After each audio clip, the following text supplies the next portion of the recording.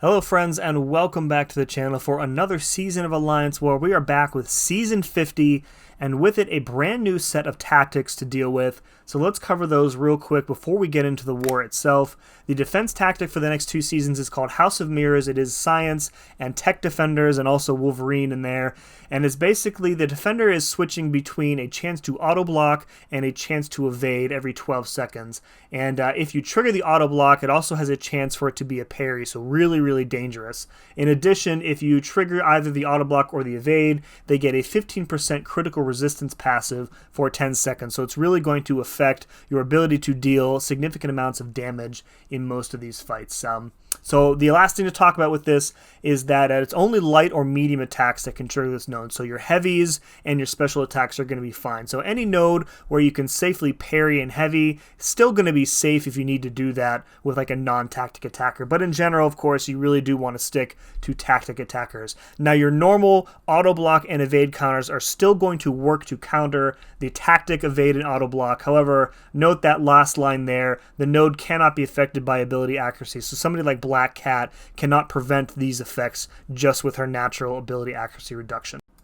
Moving on to the attacker tactic, it's called Clarity. Primarily a skill and cosmic attackers in this pool. One mutant, I think Deadpool's in there, just because Wolverine's in the other one, I guess. So for Clarity, each hit in your combo meter and each buff you've gained, other than from Dexterity, is going to grant you a Clarity charge. When you hit 10 of those charges, so a combination of both. So 5 hits in your combo plus 5 buffs equals 10 charges. When you hit 10, those are going to get converted into a Clarity passive. The Clarity passive is going to reduce critical resistance by 30%, and it's also going to prevent the activation of auto block and evade. Not just those effects from the tactic, but also any sort of natural auto block and evade effects from like non-tactic defenders as well.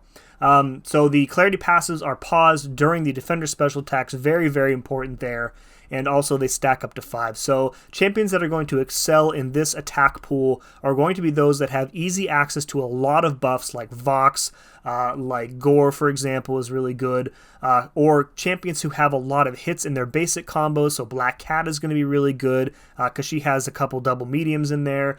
So you can just stack up these Clarity passives. Once you get like, 2 of them up, you're pretty much set for the rest of the fight unless something really bad happens where you are forced to like sit back and do nothing. So you kind of have to play conservatively to get your first Clarity passive up, and then from there the fight is more in control. You'll kind of see that today because I do have one tactic fight here. So my roster is actually pretty good for this tactic. The attacker pool is excellent. There's a lot of really good champions, including Deathless King Groot, so hopefully we get a chance to show him off with some of the other really good tactic champs this season.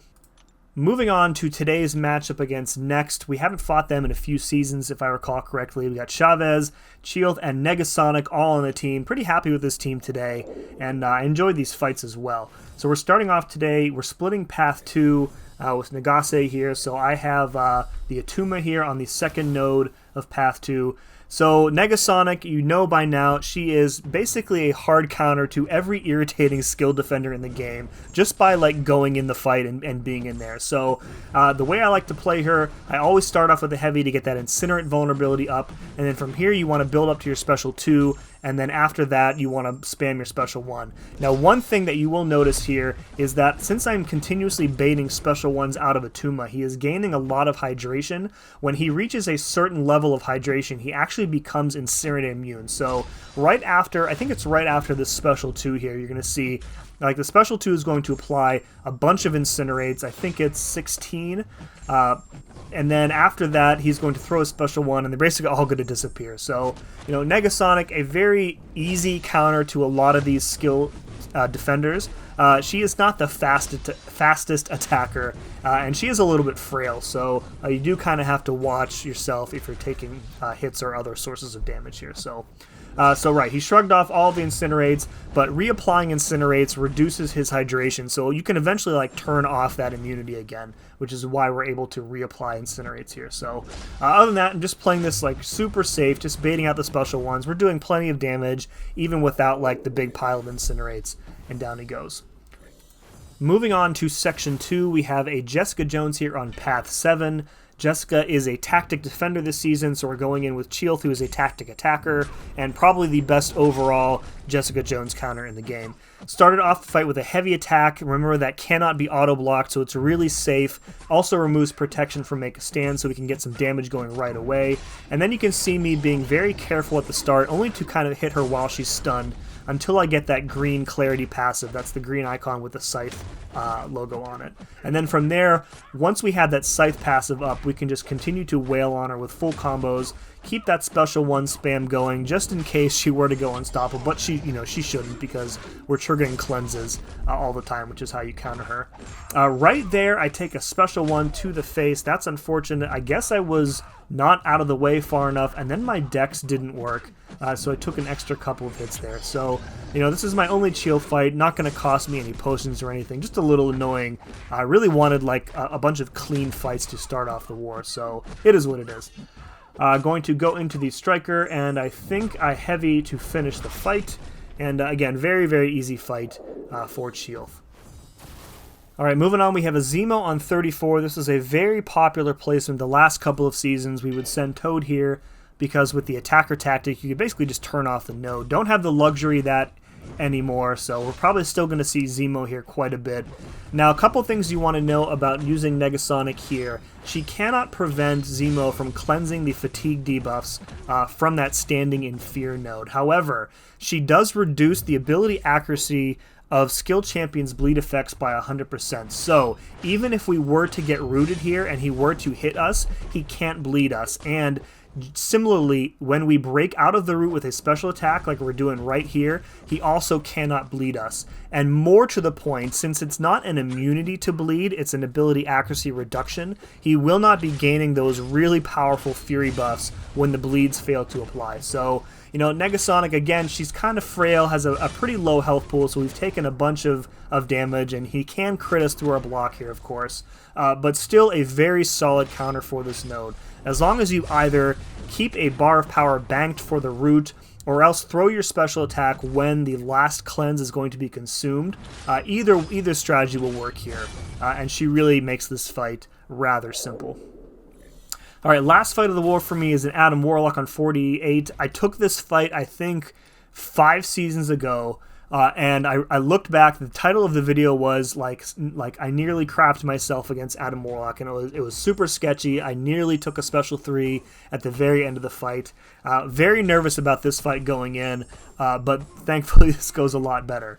So my strategy in this fight here is really just to stick to only full heavies. So we want to keep as many copies of the negative zone up as we can. That is going to reverse his ability power rate and really limit the number of specials that he's going to be able to throw.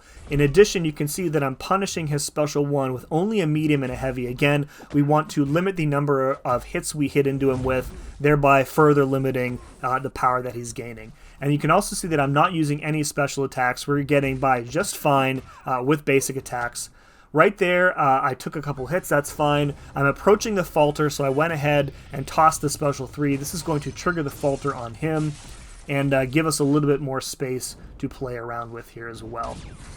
So he is faltered right now, that's fine. Going to punish with a medium heavy. And this is like, I really felt like America was in control of this fight the whole time, which is something that I specifically recall not feeling like the previous time I took this fight. So, yeah, right here I see the stasis pod incoming, so I switch out of my heavy attack into a special attack in order to avoid possibly getting stunned on the last hit of the heavy attack. I didn't want to do that. I had to sacrifice a couple of hits there because he punished the special 1, that's fine. Pushes us up to special 3, and we finish the fight off there. So really, really, it probably could have been cleaner, but a really safe fight, I think. We did come away with the win, 4 kills for me, 0 deaths, starting off the season right with a 1-0 record. Folks, if you enjoyed this, buckle up because it's going to be a good season. Hopefully we get some Vox, some Deathless King Root gameplay up on the channel this season. Looking forward to it. If you enjoyed this, please let me know by hitting that like button. And as always, thank you very much for watching. See you again next time.